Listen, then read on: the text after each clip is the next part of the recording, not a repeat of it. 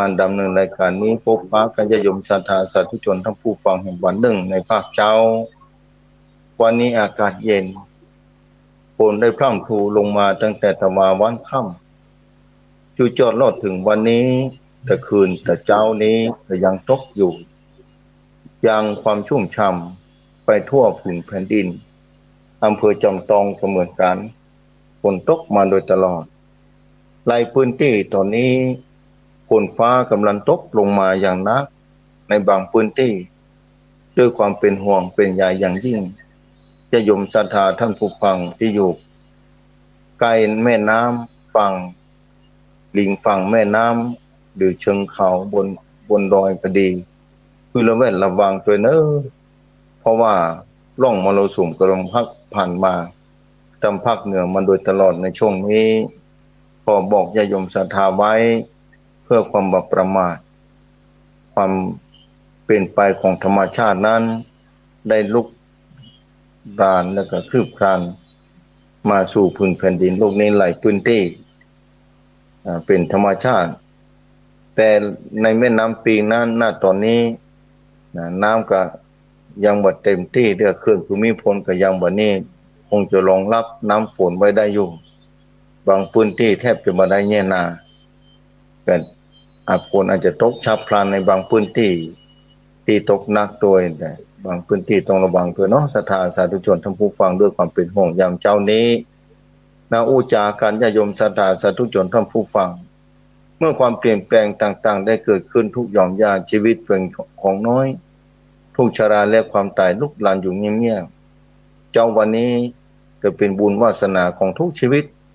ได้มีโอกาสอยู่กับโลกนี้ได้พอโลกนี้ไปแห่งวัดหนึ่งได้ต่อสู้ไปวันคืนก็หมดไปญาติโยมศรัทธาสาธุชนท่านผู้ฟังคุณค่าของชีวิตอยู่ที่ผลของการกระทำด้วยกายวาจาใจที่ดีงามที่สุดแล้วแม้กันเวลามันจะผ่านไปเนิ่นนานเท่าใดท่ามกลางชีวิตที่ดำเนินไปอยู่นี้ขอญาติโยมศรัทธาสาธุชนท่านผู้ฟังทุกท่านที่ฟังรายการก็ดีได้ฟังขอให้ดำเนินไปท่ามกลางสิ่งที่ถูกต้องและดีงามภาคภูมิใจกับคณะศรัทธาญาติโยมสาธุชนท่านผู้ฟังที่ฟังรายการมาโดยตลอดที่สั่งสมคุณความดีมาตลอดบุญกุศลของญาติโยมศรัทธา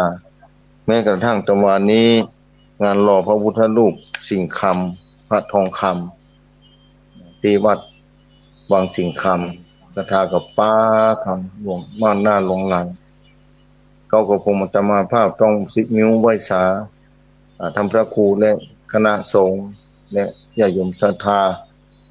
เหมือนมีโอกาสได้ขึ้นไปฝนตกหนักแล้วก็มีธุระปากปังมาแต่หลายวันแล้วก็ต้องขออภัยไว้ในโอกาสนี้ญาติโยมศรัทธาสาธุชนท่านผู้ฟังที่ฟังรายการที่สร้างบารมีมาเพื่อนึกถึงบารมีของตัวเก่าที่เคยสั่งสมมาแบบนี้อย่างที่เคยศรัทธาสาธุชนท่านผู้ฟังทุกคนที่เข้าใจแล้วว่าบุญมีจริงในประสบกับชีวิตของตัวเก่าได้รับรู้กับตัวเก่าย่อมจะเบื่อหน่ายย่อมจะไม่อิ่มด้วยบุญกุศลรู้ว่าบุญกุศลมีที่ไหนก็พรั่งพรูหลั่งไหลกันไปเพื่อจะสร้างตักตวงเอาบุญเอากุศลในชีวิตที่มีอยู่นี้คือทรงคุณค่าและให้มีค่ากว่าชีวิตเพราะบุญนั้นจะติดตามเฮาไปทุกภพทุกชาติไม่จะอยู่ในสถานะใดก็ตามแม้ว่ากรรมนั้นจะส่งผลให้เฮาถ้ากรรมบดีส่งผลให้เฮาแต่บุญนั้นถ้ามีมากหน้ามากหน้ามากปวงหลวงหลายที่เคยสั่งสมไว้เมื่อยังมีชีวิตอยู่ถ้าตกทุกข์ต้องได้ยากที่ใดที่หนึ่งบุญนั้นจะคอยอุดหนุนเตือนแต้มคือได้รับผลบุญนั้นเป็นระยะไปบางคนแม้จะตกจากโลกนี้ไปตกตายไปเป็นสัตว์เดรัจฉานบุญนั้นก็ต้อยต่ำโดยรักษาไปอยู่บุญบ่เคยทอดทิ้งผู้คนที่ได้สร้างแล้วบุญบ่เคยละจากเจ้าของบุญที่เคยกระทำด้วยกายวาจาใจเป็นอย่างดีแล้วแม้จะละโลกนี้ไปแล้วไปเกิดอยู่ที่ใดก็ตามไม่ ถ้าส่งผลขึ้นไปเกิดเป็นเทวบุตรเทวดาอยู่สวรรค์ชั้นฟ้า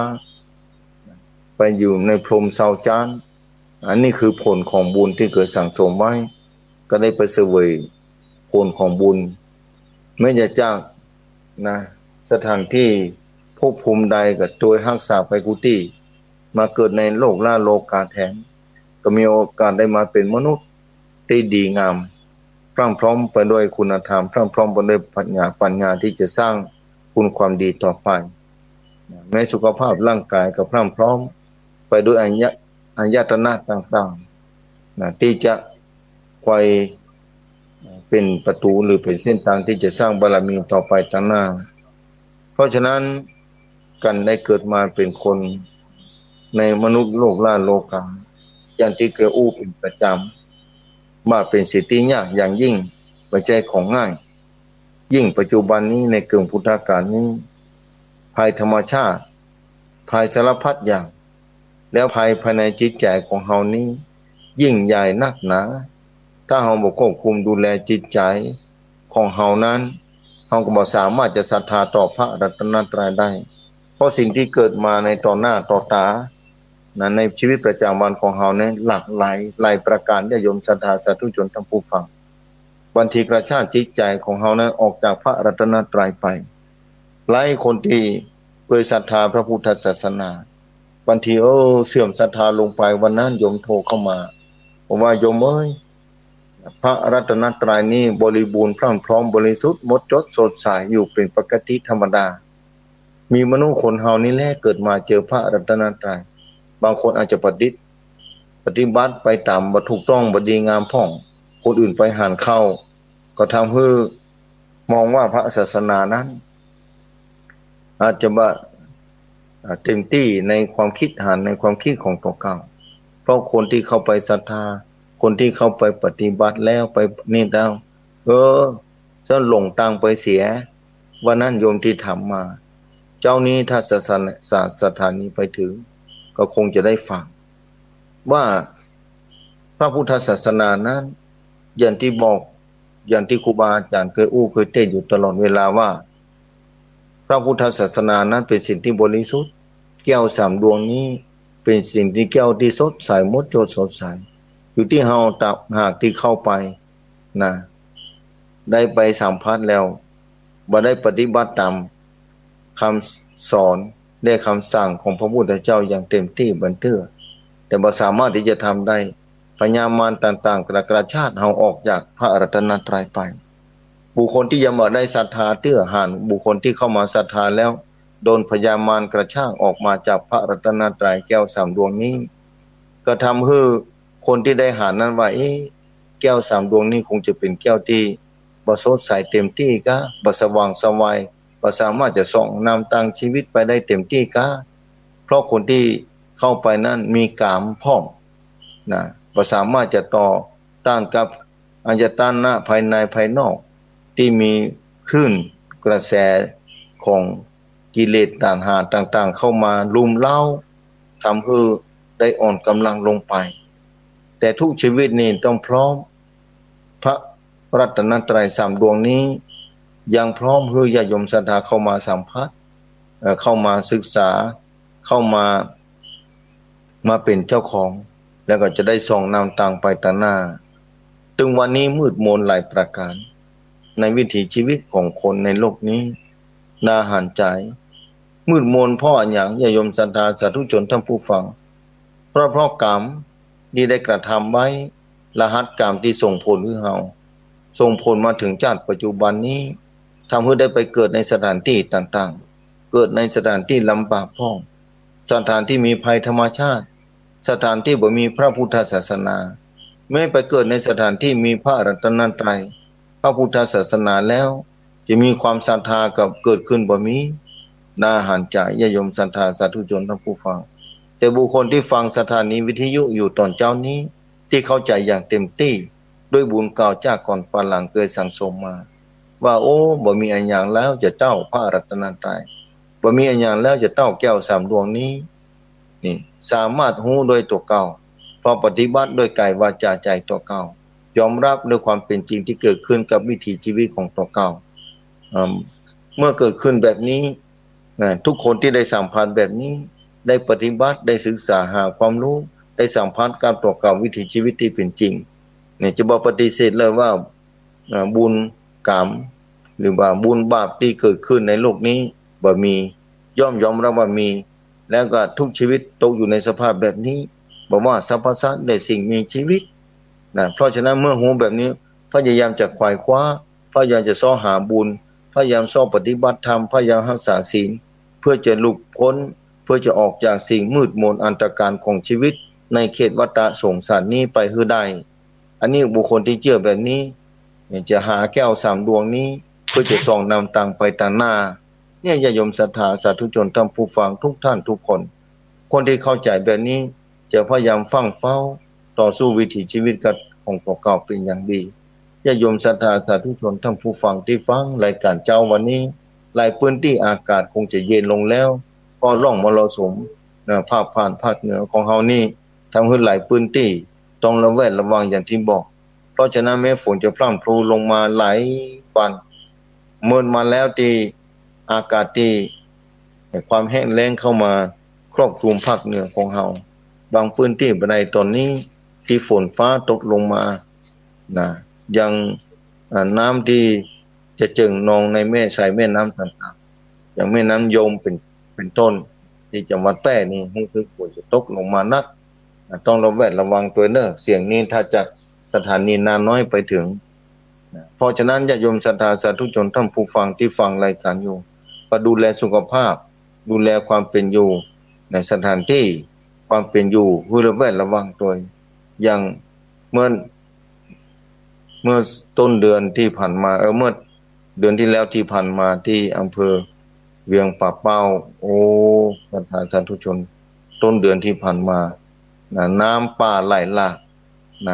ฝนตกหนักเป็นบันตี้น่าเป็นห่วงเพราะฉะนั้นที่ใดก็ตามตอนนี้ต้องระแวดระวังต้องดูแลความเป็นอยู่ใจสติและปัญญาต้องรักษาชีวิตของตัวเก่าไว้เพื่อจะดำเนินท่ามกลางระยะเวลาที่มีอยู่คือมีค่าที่สุดเท่าที่จะทำได้บางคนก็เปิดวิทยุรับฟังอยู่ที่บ้านฟังธรรมะเป็นโอกาสดีของญาติโยมศรัทธาหลายพื้นที่เพราะฉะนั้นอย่างที่บอกไปว่าภายพ่องที่เชื่อเรื่องบุญเรื่องกรรมเรื่องเวรเรื่องนี้เป็นบุคคลที่จะบ่ประมาทในชีวิตจะพยายามแม้อาจจะทำมาได้อย่างเต็มที่เพราะสติบ่พร้อมเต้าที่ควรแต่สามารถที่จะพยายามทำไปเรื่อยๆแม้จะผิดพลาดเป็นบางครั้งทุกคนจะดีหมดนำเป็นไปบ่ได้เพราะเราเกิดมาในโลกนี้เพื่อจะมาทำความดีเพื่อจะสั่งสมคุณงามความดีเพราะความบ่พร้อมนั่นแหละ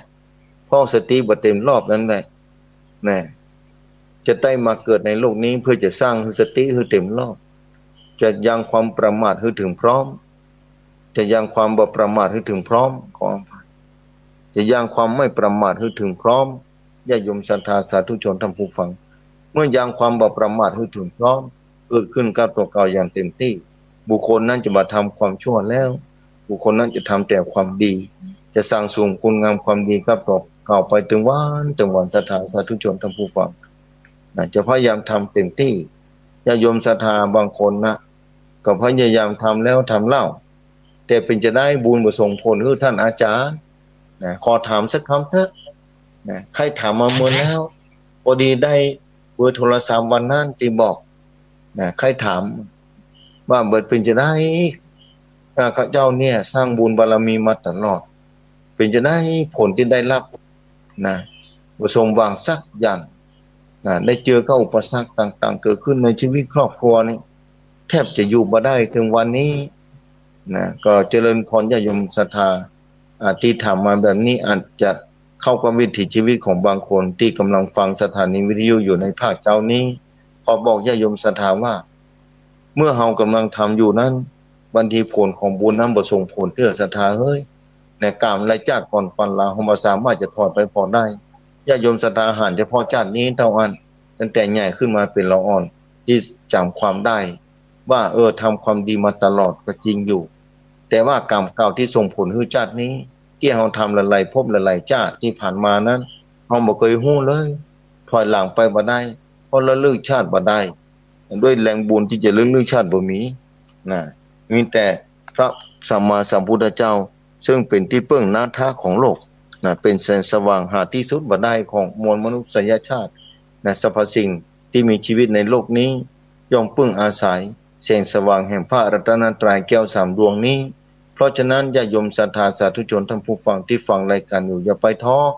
นะอย่าไปน้อยใจเนอะบางคนโทรมาถามว่าทำความดีมาตลอดแต่เฮาบ่เคยเฮามองเฉพาะความดีว่าที่เฮาได้ทำก็ดีอย่างหนึ่งว่าความชั่วนะที่ทำไปแล้วบางคนอาจจะจำบ่ได้ก็ดีแล้วที่จำบ่ได้แต่ว่าสักทำความดีชาตินี้ที่บ่ส่งผลอย่าไปท้ออย่าไปอ่อนกำลังใจเพราะว่าแรงกรรมที่เฮาสร้างจากก่อนปั่นหลังมาบ่ฮู้กี่ภพกี่ชาติบางทีพระอรหันต์ก็ดีบรรทนเนี่ยสร้าง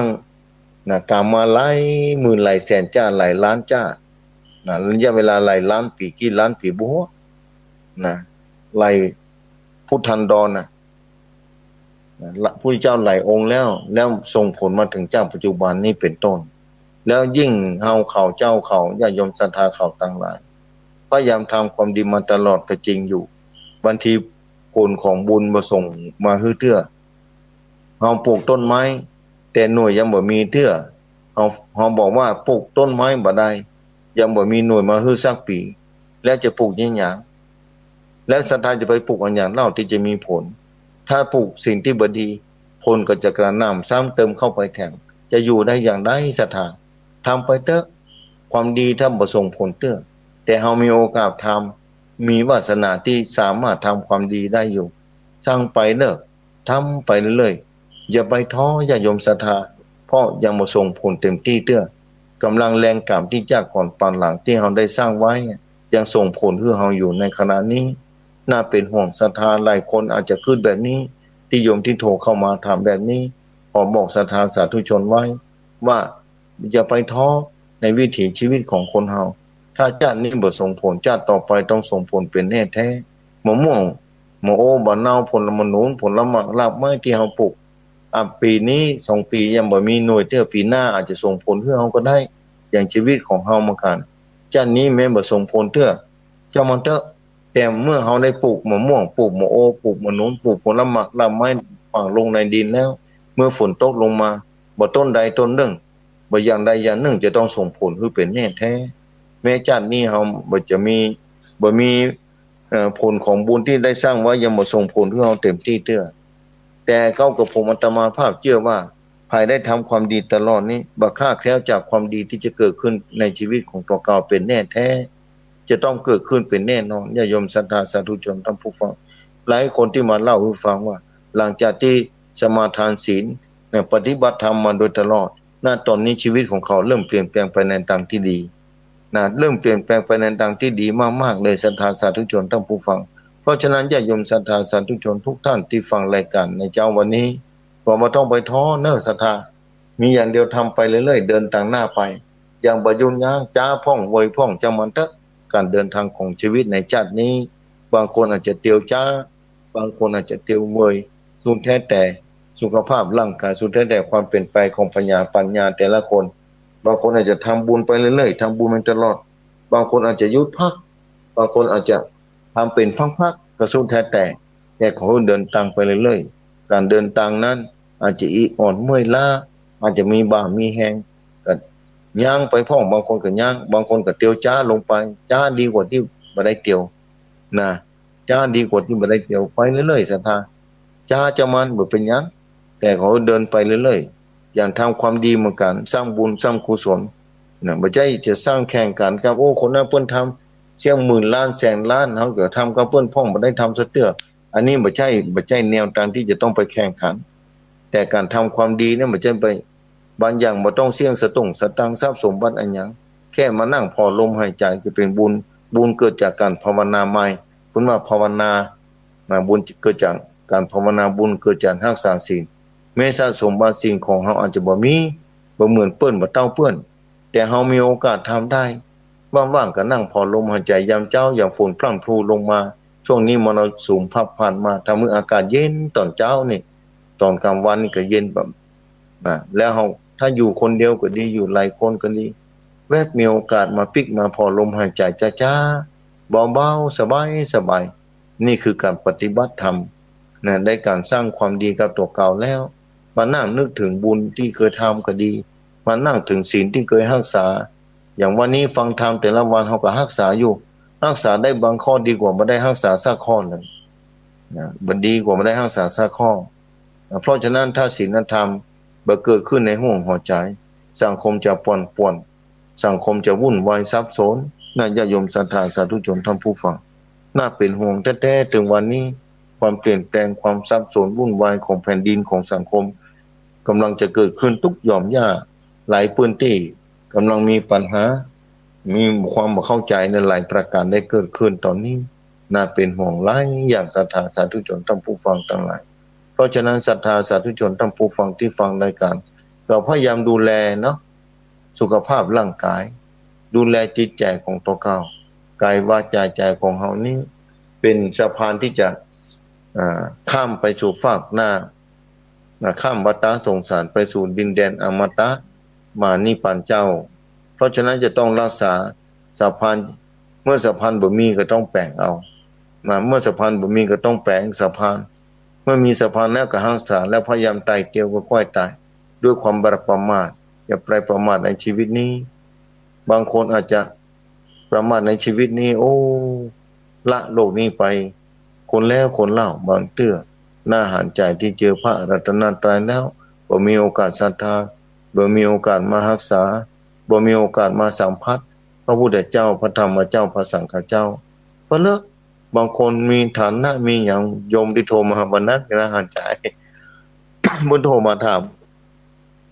ผมว่าบางคนร่ำรวยต่างประเทศบอกว่าศรัทธาจะร่ำรวยมหาศาลจะได้ก็ถามอันนั้นเป็นผลของกุศลกรรมที่เคยสั่งสมบุญที่เคยสั่งสมมาแต่ถ้าชาตินี้บ่ได้สัมผัสต่อบ่ได้เข้าใกล้พระรัตนตรัยบ่ได้ฟังธรรมะบ่ได้รักษาศีลบ่ได้ฮือตานต่อแล้วจะยมศรัทธากินของเก่าผลที่เคยทำมาจากก่อนส่งผลฮือแต่เมื่อมาทำต่อชาตินี้ก็จะก้อยล่อยหลอหมดไปอย่างต้นไม้ต้นตอกที่หำปลูกต้นแต่ละต้นถ้าแก่ไปหมดอายุไปก็หมดไปเท่านั้นญาโยมศรัทธาเมื่อหมดไปแล้วเราจะต้องใจต้องเดินทางอันยาวไกลของวัฏสงสารนี้ชาติแล้วชาติเล่าปีแล้วปีเล่าจะต้องผ่านไปถึงวันแล้วชาติแล้วชาติเล่าถ้าบ่มีโอกาสฟังธรรมะปัญญาที่จะกำจัดกิเลสตัณหากิเลสตัณหาโลภะโทสะโมหะที่เป็นหัวหน้ากองโจรอันยิ่งใหญ่ศัตรูอันยิ่งใหญ่ที่จะเข้ามากระชากผู้คนให้ติดอยู่ในวัฏสงสารนี้เวียนว่ายตายเกิดอยู่ในวัฏสงสารนี้เนี่ยศรัทธาสาธุชนถ้าบ่มีโอกาสฟังธรรมะบ่มีโอกาสรักษาศีลเราจะบ่มีโอกาสได้เข้าใจวิถีชีวิตที่เป็นจริงเลยนึกว่าเราอยู่ดีมีสุขแล้วมีความรู้มีความเข้าใจ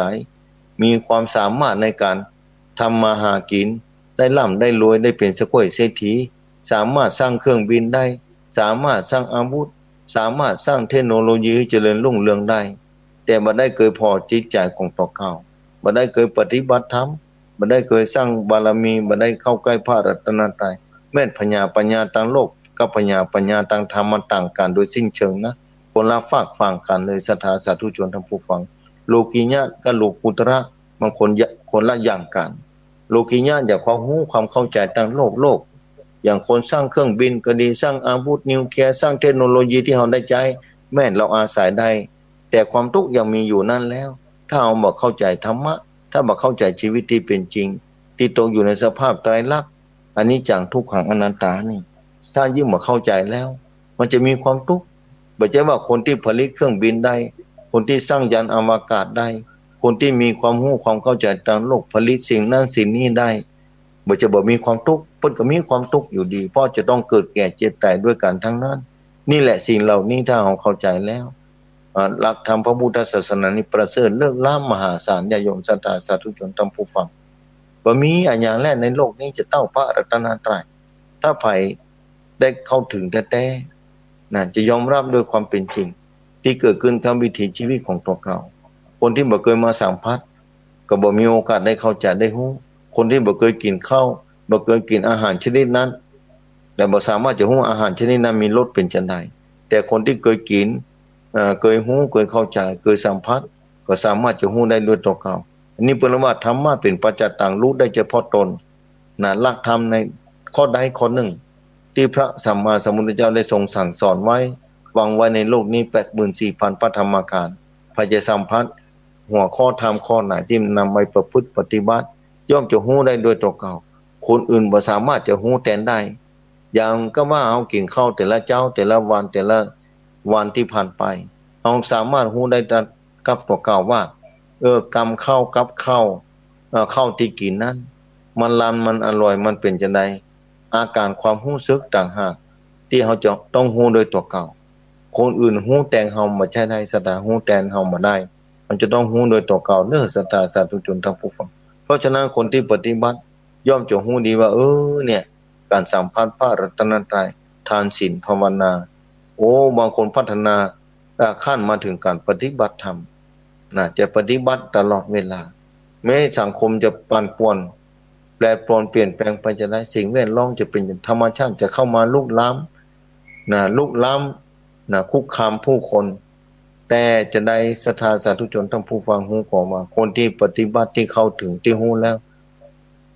บ่สามารถจะเปลี่ยนแปลงจิตใจของคนคนนั้นได้เพราะเพิ่นได้สัมผัสด้วยตัวเก่าคนที่กินข้าวกินน้ำกินข้าวว่าล้ำว่าอิ่มทำให้ร่างกายสุขภาพแข็งแรงนี่แล้วมีคนหนึ่งมาบอกว่าบ่ต้องกินแล้วข้าวน่ะเสียเวลาบ่ต้องไปกินนะมันบ่มีประโยชน์อันหยังไปกินอย่างอื่นดีกว่าไปกินเหล้าดีกว่าไปกินยาม่าดีกว่าไปกินนี่ดีกว่าบ่ต้องไปกินอันนั้นน่ะแล้วคนที่เคยกินข้าวเกินที่มีประโยชน์กับตัวเขาแล้วคนที่มีปัญญาแสงสว่างสามารถรู้ได้เฉพาะตนแบบนี้จะไปเชื่อหรือว่าคนที่มาบอกนั้นว่าต้องกินข้าวแล้วเพิ่นจะไปเชื่อนะบ่มีทางที่จะเชื่อแล้วอย่างคนที่เข้าถึงพระรัตนตรัยเนี่ยจะไปบอกบ่ต้องไหว้แล้วพระรัตนตรัยน่ะบ่ต้องไปวาบ่ต้องไปวัดต้องไปนี่อยู่ที่บ้านก็ได้กินเหมือนกันบ่ใช่เกี่ยวกันบ่ต้องไปปฏิบัติธรรมก็ได้ต่างประเทศบ้านเมืองเพิ่นเนาะบางคนบ่ใช่มีวัดมีวาเพิ่นก็อยู่ได้อันนี้เป็นคำถามที่จะตวยมาทันทีเนี่ยศรัทธา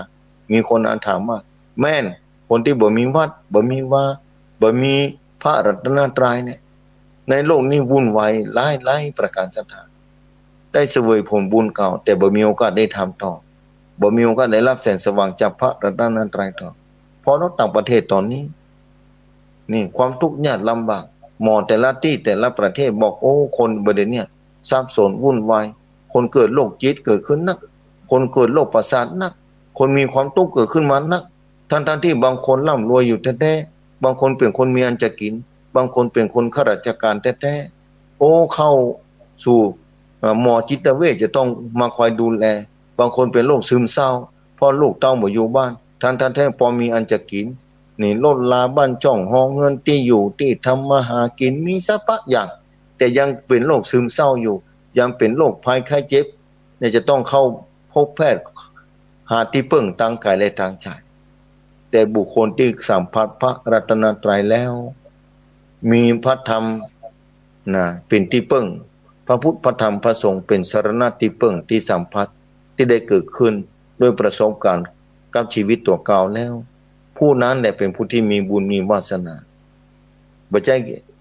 ช่บางคนนั้นอาจจะบ่ร่ำบ่รวยบ่ได้เป็นสะข้อยเศรษฐีทรัพย์สมบัติในโลกนี้อาจจะบ่มีเหมือนเปิ้นแต่ทรัพย์ภายในของเปิ้นมีเต็มที่เปิ้นมีความสุขท่ามกลางการปฏิบัติธรรมท่ามกลางกายวาจาใจของเปิ้นได้เคารพรักพระรัตนตรัยและปฏิบัติตามเพราะฉะนั้นธรรมะที่เกิดขึ้นในหัวใจที่ได้สัมผัสด้วยตัวก่อนมีค่ายิ่งกว่าทรัพย์อื่นใดในโลกนี้ญาติโยมศรัทธาสาธุชนทั้งผู้ฟังทุกท่านที่ฟังรายการ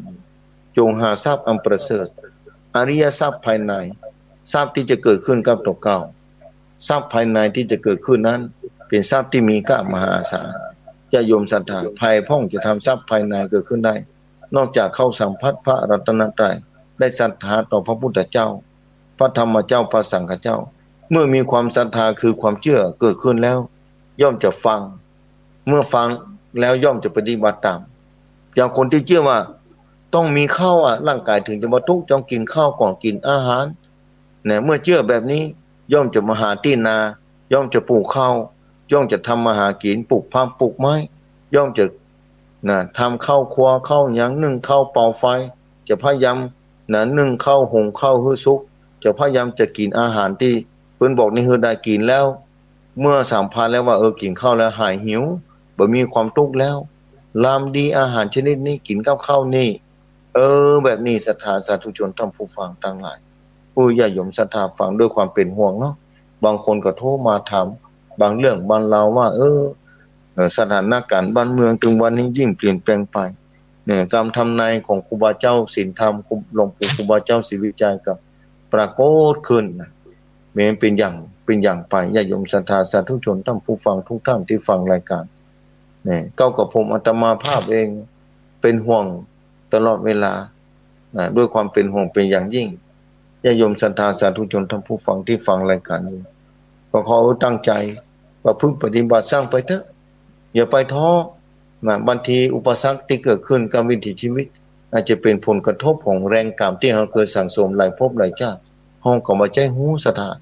เมื่อเฮาบ่ฮู้เฮาก็พยายามทำความดีไปเรื่อยๆกรรมเหล่านั้นก็จะหมดไปปกปาญาติโยมศรัทธาในเจ้าวันนี้วันเมื่อค่ำปาการเวลา 20:00 นศรัทธาเมื่อค่ำ 20:00 นจนถึง 4:00 นถ้าฝนฟ้าเอื้ออำนวยสามารถลงได้ถนนหนทางดีเนาะแต่คืนนี้ฝนตกคืนห้องแต่ว่าในเมื่อวานเมื่อเช้าฝนตกนะทำคืนน้ำแม่ที่บนดอยนี่น้ำนองเนื้อขุนแปนี่น้ำนองลงไปวันนั้นวันที่20วันนั้นวันที่4วันนั้นไปที่ยังคำปิกมาตกบ่หินบ่ผาตกลงมาวิทย์ไปน้อยเดียวแต่ญาติโยมศรัทธาฝนตกลงมาเพราะฉะนั้นญาติโยมศรัทธาสาธุชนทั้งผู้ฟังทุกอย่างบ่แน่บางทีถ้าเกิดดินสไลด์ลงมาปิดถนนก็ลงไปบ่ได้พอจะไปเป็นแบบนั้นจะได้ไปพบปะกับญาติโยมศรัทธาเมื่อค่ำแถมไปอู้ไปจ๋าไปพบปะในทางสถานีวิทยุญาติโยมศรัทธาสาธุชนทั้งผู้ฟังที่ฟังรายการอยู่ที่ฟังสถานีวิทยุดูแลเรื่องความเป็นอยู่ความเป็นไปของชีวิตธรรมชาติแต่ละวันนี้ฝนฟ้าอาจจะอำนวยฝนฟ้าอำนวยเกินไปก็คือดูแลอย่างความเปลี่ยนไปของชีวิตโดยบางบางที่อยู่ก็อันตรายเหมือนกันนะถ้าอยู่ใกล้เชิงดอยเชิงเขาเนาะศรัทธาสาธุชนท่านผู้ฟังเจ้าวันนี้มาปาการในท่ามกลางอากาศเย็นบนดอยเนี่ยชุ่มชื้นที่พระธาตุเจดีย์นี่ญาติโยมศรัทธาสาธุชนท่านผู้ฟังก็ต้องบอกญาติโยมศรัทธาสาธุชนท่านผู้ฟังว่า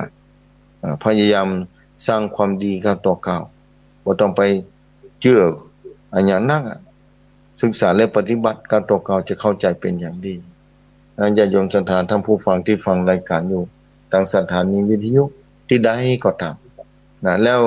ก่อนอื่นใดก็ต้องขอบคุณเจ้าของสถานีวันนี้ต้องขอบคุณเจ้าของสถานีทุกสถานีลิงก์สัญญาณรับเอาคลื่นสถานีวิทยุคลื่นสีขาวเพื่อชาวประชาที่ออกอากาศให้ญาติโยมศรัทธาสาธุชนทั้งหมดได้รับฟังธรรมะแต่ละเจ้าทุกพื้นที่สักคำหนึ่งจะให้ญาติโยมศรัทธาโทรเข้ามาเนาะโทรเข้ามาอู้จากันว่าชีวิตเป็นจะได้ผ่องความเป็นอยู่เป็นจะได้ก็ได้บางทีบางพื้นที่ฝนตกก็วันนี้เป็นจะได้รายงานฝนฟ้าก็ได้ว่าที่บ้านนี่ฝนตกหนักน้ำนองละกามีแม่นได้ปลูกข้าวปลูกน้ำละกาบางที่บางแห่งอย่างจะมาลำปางบางจุดเนี่ยอำเภอเถินวันนั้นโยมโทรมาว่าฝนปีนี้บ่มีเลยท่านมีก็ย่อยบ่ได้แง่ให้แง่นากันนะท่านอาจารย์ถ้าจะเลยเวลาไปแล้วนี่เอาบ่ต้องเดี๋ยวสักกรรมได้โทรเข้ามาเนาะศรัทธาสาธุชนท่านผู้ฟังสักกรรมก็โทรเข้ามาเดี๋ยวจะเปิดสายคือศรัทธาโทรเข้ามาเนาะญาติโยมศรัทธาที่กำลังฟังธรรมะอยู่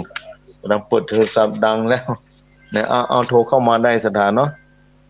ก็ไหนแล้วโทรเข้ามาได้เนาะเอาเจริญพร กราบน มัสการเจ้าค่ะจากที่ไหนก็แม่จงดีเมืองฝางเจ้าค่ะโอ้แม่จงดีอำเภอฝางมาแล้วแม่จงดีเจริญพรนะแม่เด้อเจ้าวันนี้จะการเข้าสลากที่วัดเกียรติงามเจ้าโอ้อนุโมทนาเด้อโยมแม่เจ้าธรรมะวันนี้เข้าใจดีเนาะเจ้าเข้าใจดีเนาะอยู่ดีมีสุขนะแม่เด้อ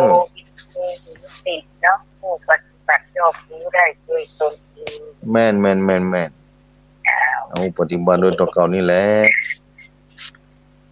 อนุโมทนานะแม่เด้อแม่อยู่ปุ่นฟังชัดเจนดีนะแม่เนาะเจ้าอันนี้ฟังจากโทรศัพท์ประจำฟังจากนี้ผู้บอกอาจารย์ยันมีส่งมาหน่วยกันถ้าสถานีฟังมาได้ก็ฟังจากนี้ค่ะฟังจากโทรศัพท์นะแม่เนาะเจ้าอันนี้จะฟังได้ตลอดทุกรายการดีแล้วแม่ฟังได้ตลอดเพราะว่าอันตรงฝางนี่ตัดสัญญาณ6 โมงเจ้าตัดสัญญาณ6 โมงเนาะเจ้าแล้วที่น้องมงฝางที่ไม่ได้มีที่แบบมีโทรศัพท์ฟังโทรศัพท์เข้าใจคือตัวจะตัดสัญญาณไปเลยเนาะตัดสัญญาณไปเลยเนาะแต่เมื่อคืนก็ฟังอยู่ไหนก็แม่ตอนเมื่อคืนก็ฟังอย่างไรเนาะท่านเขามาออกเลยแม่เมื่อคืนก็ฟังเนาะตามเมืองฟังเนาะถึง4 ทุ่มเหมือนกันเนาะแม่ช่วงอยู่ดีมีช่วงนั้นจะมานำด้วยครูเนาะเจ้าปล่อยเพื่อนสวทั้งหลายครูกันแม่แข่งกันละสาธุเจ้ากลับมาการเจ้าสาธุเจริญพรเนอแม่จงดีเนอสาธุ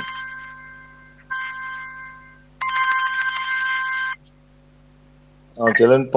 รว่าสาเจ้าครูบาบนดอย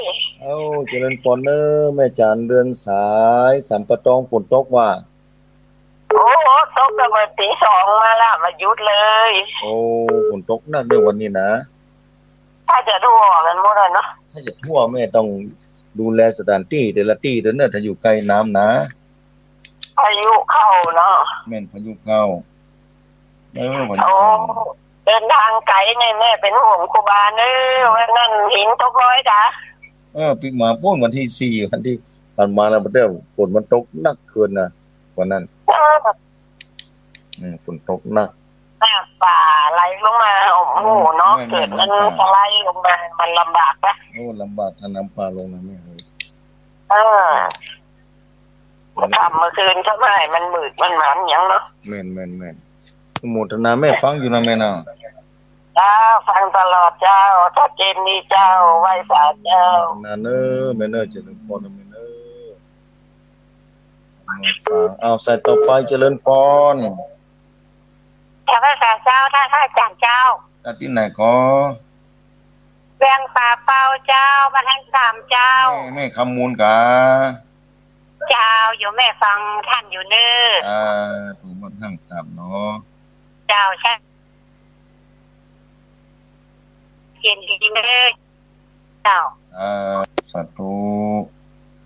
เจ้ากราบไหว้ศาลนะเจ้าคนสาธุแม่คำมูลกับเวียงป่าเปาเจริญพรเจ้ากราบไหว้ศาลเจ้าท่านอาจารย์ไม่สุเกียวศิลปุสิเตียเด้อไม่สุเกียวฟังอยู่ปะเจ้าฟังอยู่เอาพระเตี้ย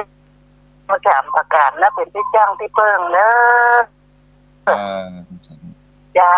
ฟังอยู่เด้อติดตามท่านอาจารย์ตลอดเด้อเจ้าครับเจ้าเจ้าสาธุเจ้าเจริญพรเจ้าไว้ตาเจ้ามิลี่หัวโถกาเล่นดีเจ้าอะไรดูแน่จีโมกุจีดูแลที่เราโมกุเชิงจีโมกุแค่บ้ามาเจ้าแค่ดูแค่ไม่จริงแค่ทุกคนรักกันฉันดูตัวเยี่ยคือในห้วยแค่บ้านเราแค่ดูอย่างน้องแม่เลยนะสาธุดูแลหมดที่หรอเจ้าสลายใจสาธุเนอชัดเจนดีเนอกราบไหว้ศาลเจ้ามิลี่บันห้วยโถกเนอบันห้วยโถกบันพงใส่ที่ต่อไปเจริญพรกราบไหว้ศาลเจ้าท่านอาจารย์พ่อบุญธรรมกะครับผมแม่ละครับ ฟังอยู่ครับพ่อตั้งเวียงปะเป้าเป็นไดพ่องไอ้บอกเป้านี่มีอย่างก็ฝนก็บ่ตกฟ้าก็บ่ตกวันนี้ก็บ่ตกครับบ่เป็นอย่างครับ อ๋อเดี๋ยวไปก็อันนึงเป็นห่วงก็แต่ว่ามันตกที่ใหม่ว่าผมไปเชียงใหม่อะว่าอ๋อไปเชียงใหม่กะครับไปอันที่วัดวังสิงคำเนี่ยอ๋อมันวังสิงคำมันได้ปากันพ่อมันได้ไปฝนตกนักเป็นครับก่อนทางราชการทั้งหลายมาเนาะว่าเนาะแม่นมันได้ไปออกติดธุระทางราชการมันยกแวบเดียวใช่ไหมอ๋อครับครับอยู่ดีมีสุขปอนเนอร์ครับผมจะไว้สาขาสาธุพ่อบุญธรรมบ้านผมน้องเอาใส่ต่อไปเจริญพรต่อไปกาจ้าค่ะจ้าจัดที่ไหนก็อันนี้ไม่ซุกบ้านล่องเลยไม่ซุกบ้านล่องเนาะแล้วซุกบ้านล่องทำอยู่นะแล้วทำอยู่ฝนตกค่ะวันนี้ฝนตกแต่ก็ดีมาแล้วตกแต่แม่เฮยวันนี้นะก็เนาะตกโตอย่างจะ2 โมงก็3 โมงกว่ามันตกแล้วนี่นะนั่นตกนักแต่ว่าจะตกนี่เป็นวันขำอยู่ดีมีสุขนะแม่เนอะจ้ามันก็มาใจเนอะสาธุเนอะแม่สุขเนอะจ้ากับไว้สาเจ้าสาธุบุญรักษาแม่สุขบ้านล่องเพียงปะเป้าเจริญปอนไว้สาเจ้าจากที่ไหนก็จำแม่นได้เสียงแม่ฟองกะจ้าแม่ฟอง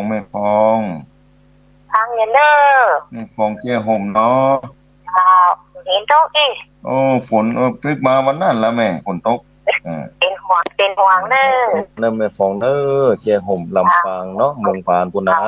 เป็นห่มลำปางแล้วฝนตกกว่าทางปุ่นฝนตกนั่งว่าฝนตกแกเพิ่นกระตกมันต้องนั่งนะดีเขาฝนตกแต่ฝนตกมันน่าเป็นยังพอมีน้ำมีท่าเนาะก็ไม่ค่อยอยู่ดีมีสุขเนอะวันเจ้า0892624999089คือโทรเบอร์นี้น่ะสถานเบอร์ที่เบอร์ไลน์ที่กำลังออกวิทยุอยู่นี่มันจะโยนกันเนอะสถานเนาะขอให้โทรเบอร์ไลน์เนาะบางคนโทรมาตังเบอร์ที่ออกวิทยุอยู่นี่อันบางทีอาจจะสถานีมันจะโยนกันเนาะญาติโยมศรัทธาที่โทรเข้ามาทางแหมทาง0899983328เบอร์นั้นมันจะโยนกันเพราะฉะนั้นขอศรัทธาคือโทรเข้ามาเบอร์0892624999คือโทรเข้ามาเบอร์นี้เอาจะเปิดแห่งธรรมเนาะโทรเข้ามาได้เนอะศรัทธาเนอะตอนนี้ว่างแล้วตะกี้ต้องปิดไว้ก่อนเลยประกาศคือศรัทธาเนาะโยนเข้ามาทางเบอร์เก่านั้นเดี๋ยวไลน์มันจะหายเดี๋ยวเสียงจะมาออกทางสถานีจะดับญาติโยมศรัทธาที่ฟังรายการที่ไหนก็ตามที่บ่ได้โทรเข้ามาเตื้อน้อมเรียนเชิญมาอู้จากันได้เจ้าวันนี้สามารถโทรเข้ามาได้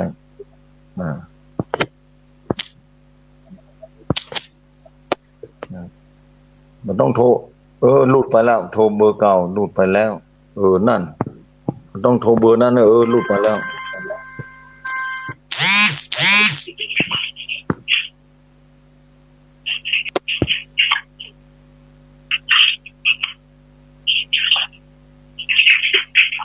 089เจริญปอนเจ้ากับพระเจ้าธรรมอาจารย์เจริญปอนที่ไหนก็ในคำนวณจะซ่อนเจ้าคำนวณฟังอยู่เนาะแม่เจ้าไปฟังอยู่เจ้าสถานีดับไปแล้วก็มาอยู่ล่ะดับไปแล้วดับไปวันนี้เจ้าโทรทางไลน์จะไปโทรมาทางไลน์เด้อขอเด้อมันดับไปบอกมันดับเหมือนกันเลยเจ้าออกมาแล้ววิทยุออกมาแล้วดังล่ะเจ้าดังแล้วเจ้าโทรมาทางไลน์ต้องขอไม่ก็ล้อว่าอาจารย์บอกเบอร์มันขวบมันมี2เบอร์เนาะแม่089262499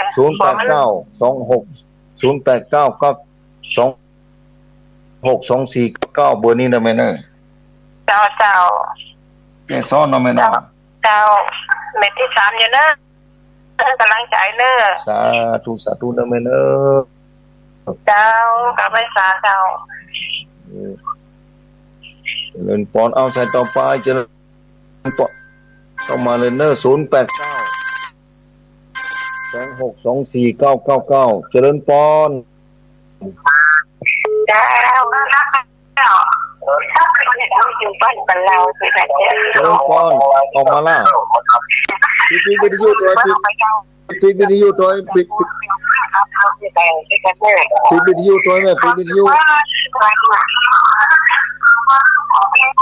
อ๋อปิดวิทยุเวลาโทรเข้ามาเขาปิดวิทยุตัวเนี่ยเป็นเนาะเอาเจริญพรเจ้าไว้สาเจ้าจัดที่ไหนก็ฟังอยู่เจ้าอ๋อไม่สาวกะเจ้าฟังอยู่กะฟังอยู่อาจารย์เป็นได้บ้องดังฟังยิ้วฝนฟ้าดีมาละวันนี้จะขึ้นมาตุกอ๋อดีมาแล้วเนาะขออย่างเดียวจะไปน้ำนองแต่ลาแม่ขอจะไปน้ำนองแต่เป็นห่วง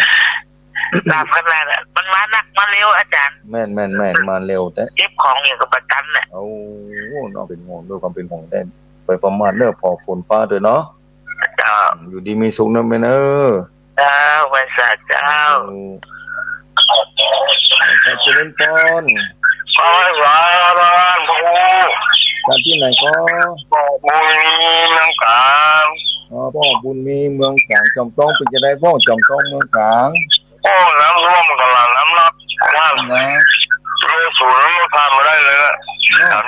สามแยกนะน้ำไม่กลางออกขนาดก้าวันแต่ว่าน้ำไม่กลางออกขนาดตัวนี้ก็ลบจับลักกันยังครับปิดวิทยุตัวพ่อปิดวิทยุก่อนเนาะ